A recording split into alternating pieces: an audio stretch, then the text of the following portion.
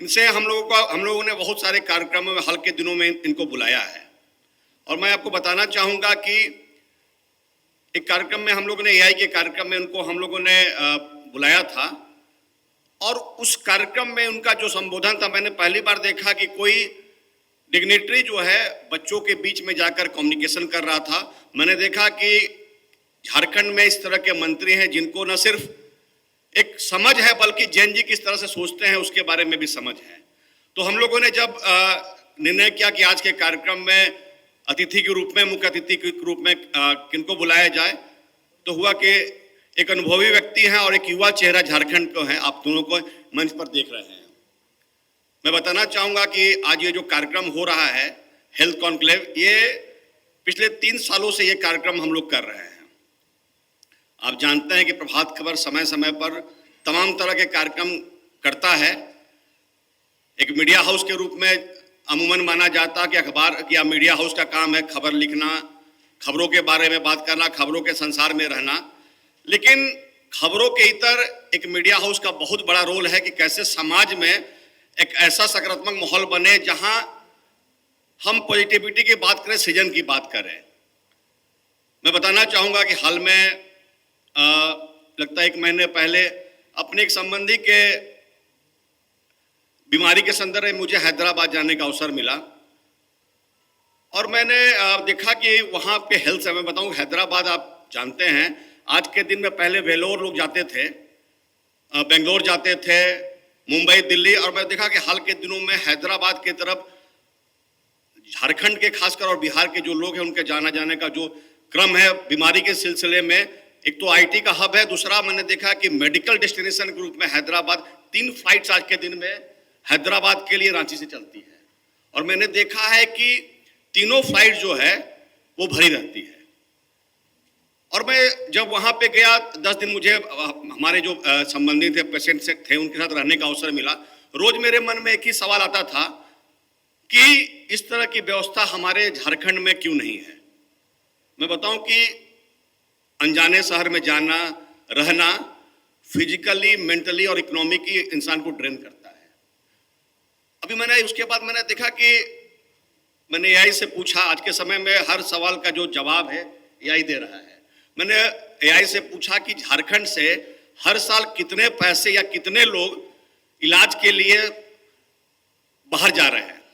जो डेटा मैंने देखा तो मुझे बहुत ही, क्योंकि कोई आधिकारिक डेटा नहीं, लेकिन जब एआई से जब आप सवाल करेंगे उसने बताया कि लगभग 3 से 5 लाख लोग हर साल झारखंड से बाहर जा रहे हैं इलाज के लिए। और जो रेवेन्यू का आंकड़ा है, मतलब मेडिकल और जो नॉन मेडिकल एक्सपेंडिचर है, वो लगभग 3000 से लेकर 5000 करोड़ के बीच का है। तो आप समझ सकते हैं कि झारखंड जैसे जगह से हर साल 3000 से 5000 करोड़ रुपया दूसरे राज्यों में जा रहा है। तो मुझे लगता है कि हम इंडस्ट्री की बात बहुत करते हैं, लेकिन मेरा मानना है कि अगर झारखंड को हम मेडिकल हब बनाएं तो न सिर्फ यहाँ के लोगों को मेडिकल की सुविधा मिलेगी, बल्कि मेरा मानना है कि जो एक इकोनॉमी का जो बूस्ट होता है वो भी अपने आप में बहुत बड़ा बूस्ट होगा।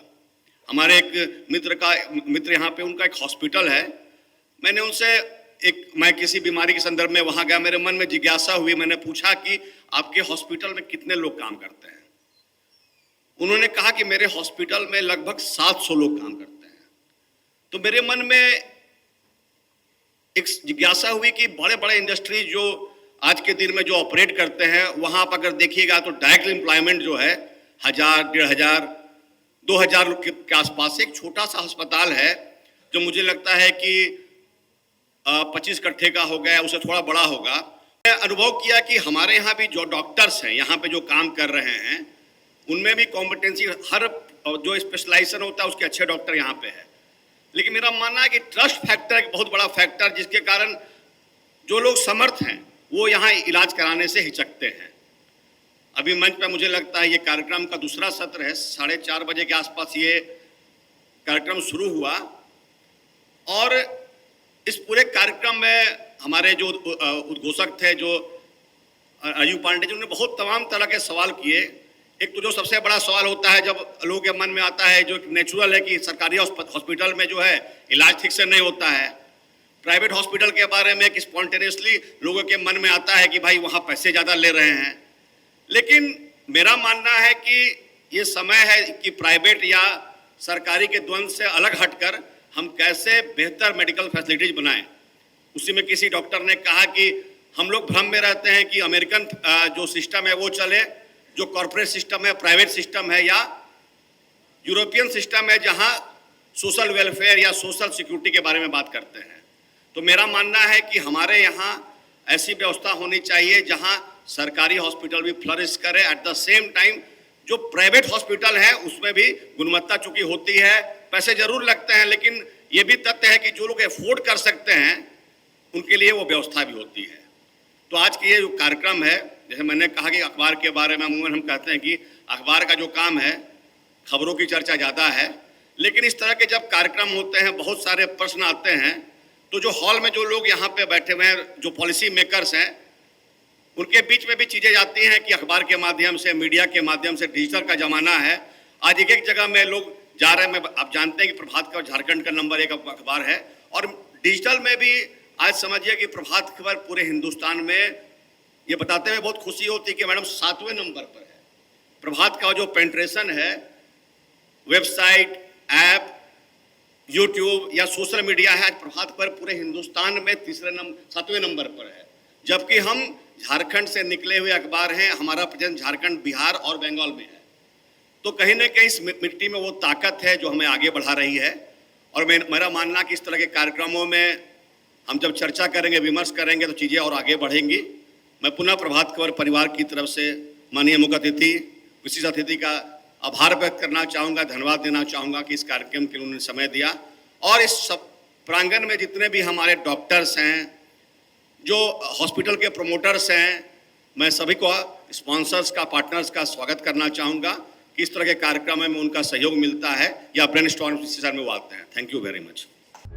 प्रभातखबर.com, विश्वास वही, रफ्तार नहीं।